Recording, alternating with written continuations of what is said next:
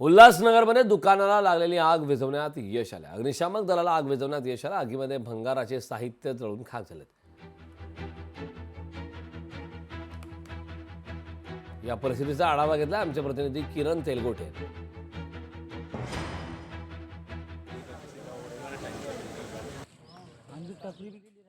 उल्हासनगरमध्ये एका भंगाराच्या दुकानाला भीषण आग लागल्याची घटना जी आहे ती मध्यरात्री 3च्या सुमारास घडली होती।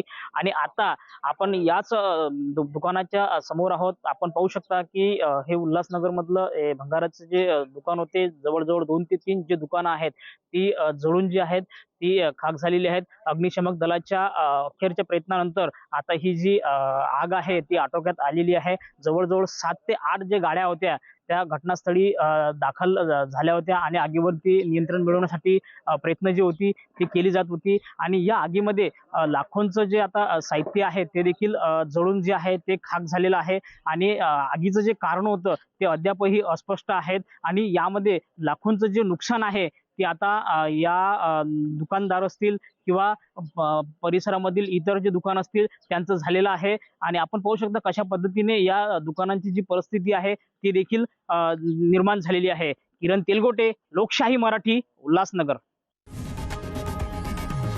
लोकशाही मराठी ऐका, पहा, जागरूक रहा।